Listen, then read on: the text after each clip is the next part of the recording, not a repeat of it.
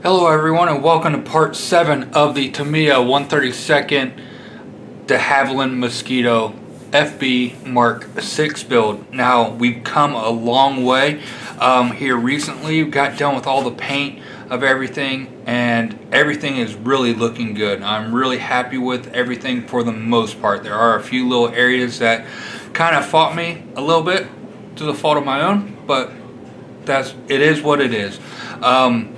And then moving forward, we're going to start weathering this thing. To start off with, we're going to be using the Flory Models wash, dark dirt, and the gray. So we're going to be using the dark dirt on the top side and then the gray on the underside for the black stuff. So everything that's black is going to be getting the gray wash, and everything that is the multicolor is going to be getting the gray wash.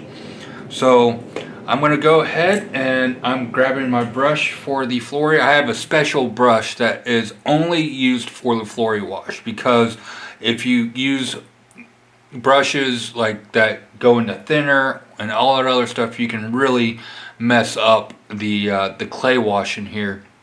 So this one is only for Flory washes, because this is a water / clay based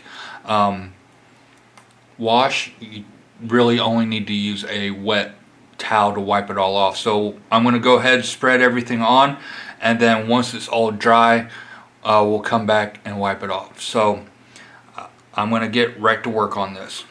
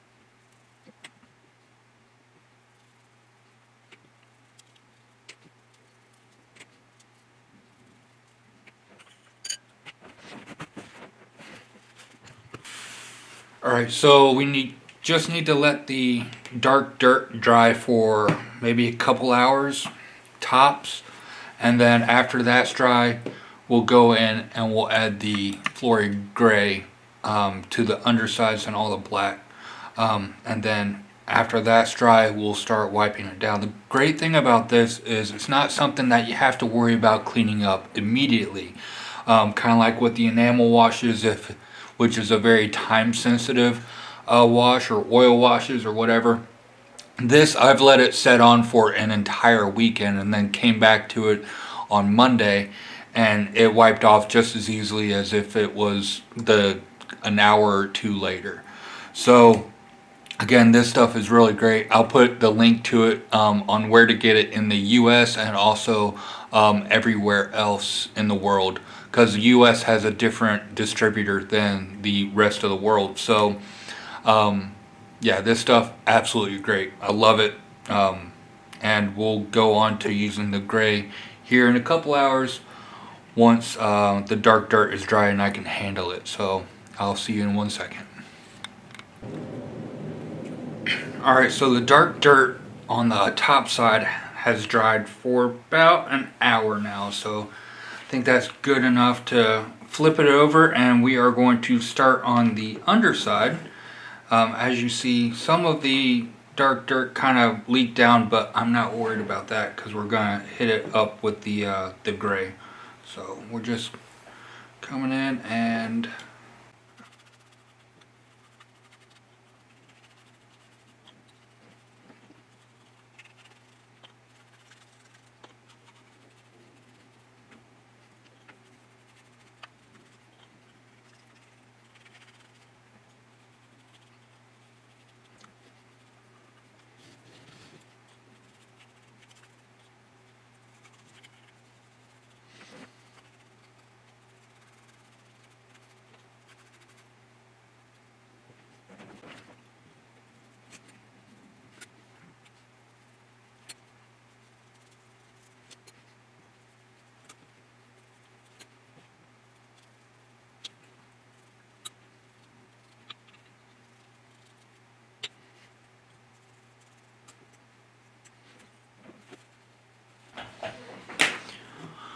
Alright, so those are all the underside belly parts, black parts that need to be hit with the gray wash. We're going to let that dry for a couple hours, which is basically my lunchtime. And then after that we'll come back and we will do the cleanup on it, which, as you're going to see, is extremely easy. You just wet a paper towel and some Q-tips and wipe it off. Easy peasy, and it looks absolutely amazing when it's all said and done. So I'm going to go eat lunch, and I'll be back in 1 second, and we'll start cleaning all this off. So, alright, so I've given it a few hours. It took a little bit longer of a lunch break than what I typically do, but luckily with this stuff, like I said earlier, it doesn't matter how long it sits, you're good to go. So I got all my stuff ready. I got a bowl of water, paper towel, some cotton buds, and now we're going to just start wiping all of this stuff off. So just going to soak this paper towel and get out some of the excess water, and then we're just going to wipe everything off. With these smaller these parts right here, I'm not expecting much detail on it, but you can see a little bit of the rivet detail on the nose cone right here. So that one's done. We're just gonna move along on here.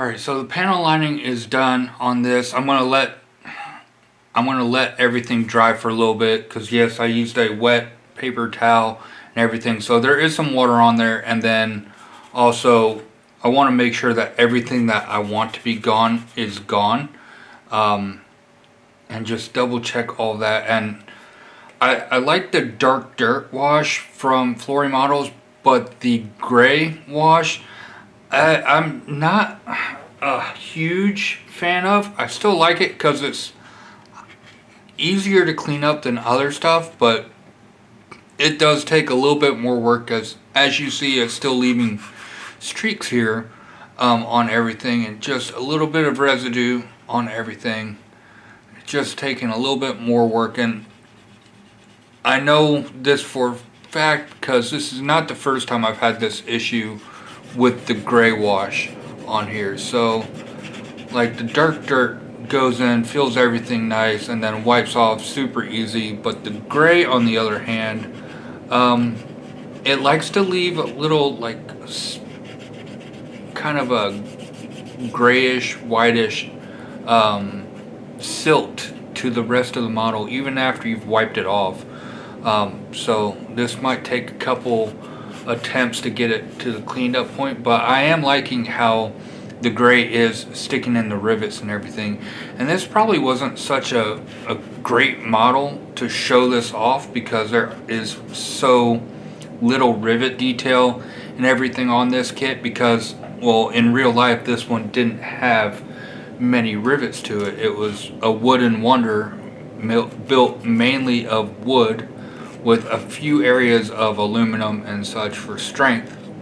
But again, yeah, so not a lot of rivet detail to show off on this, or panel lines or anything like that on here. So I'm just gonna let everything dry for a little while, and then do some touch-ups here and there as I'm seeing them, because I'm seeing more areas as I go through. Then after that is done and I'm happy with it, I'm going to go ahead and hit it with the first matte coat to go on here. And then after that is done, we're going to start with the oils and water pencil, or yeah, the AK colored pencils, if I can find some of them.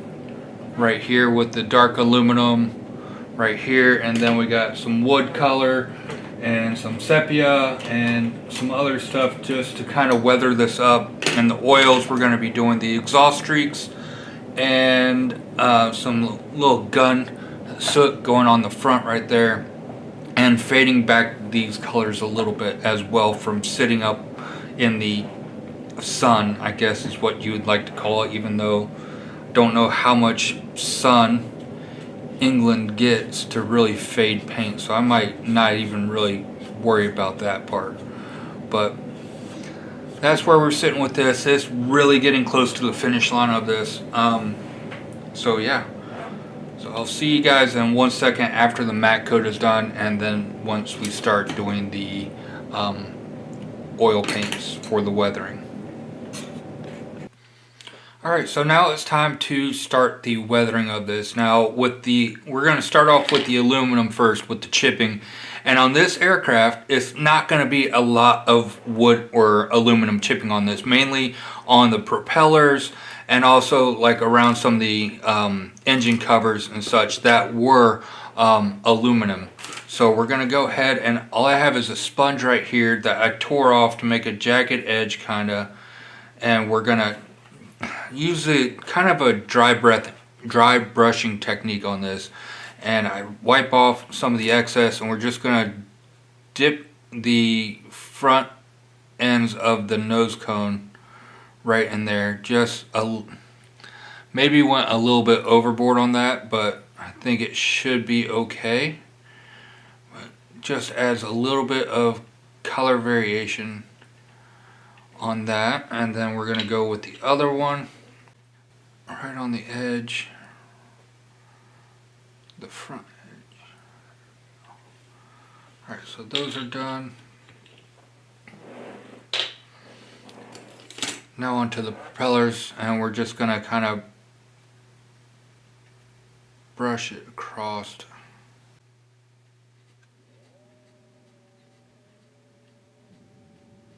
almost done. You really can't see it on camera, but it's barely visible, just the way I want it to be. I don't want it to be like bam in your face, overly chipped, just right along the leading edges of the propeller blades right there. I just want a little bit of chipping on those.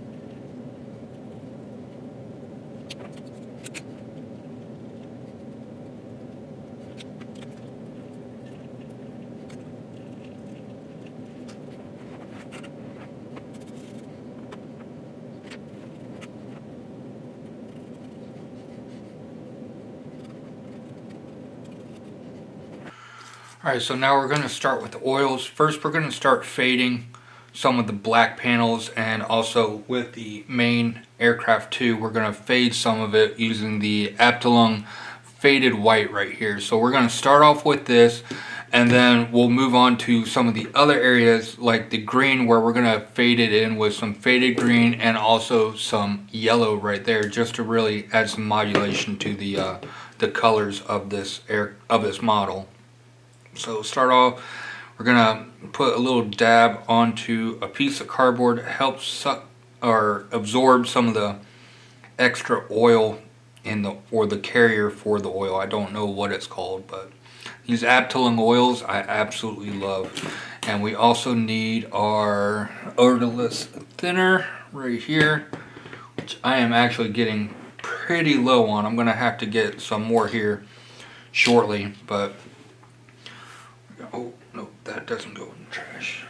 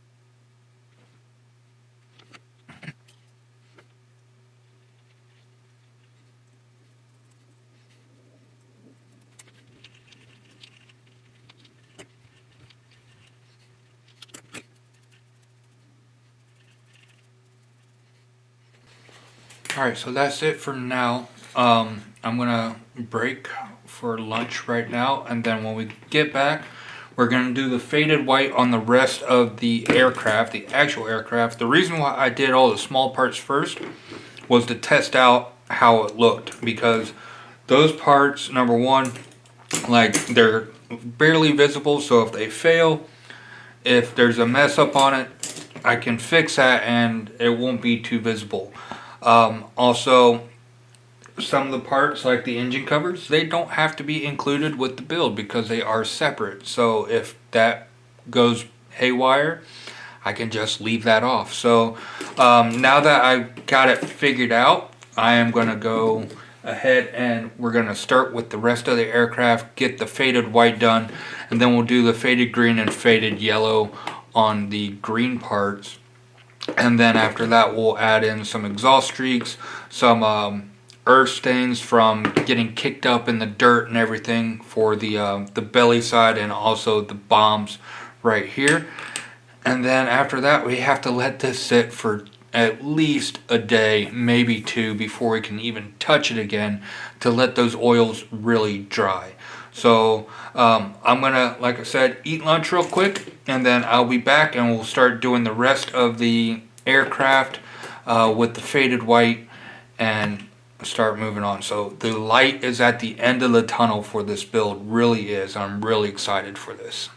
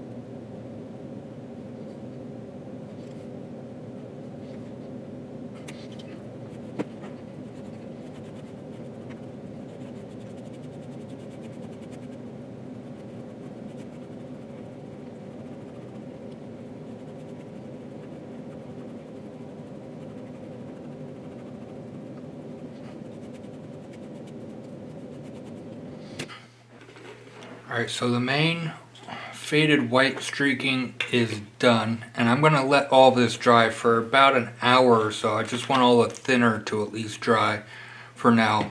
And then after that, we're going to be going in with some faded yellow and faded green over the green areas just to kind of modulate the green on that.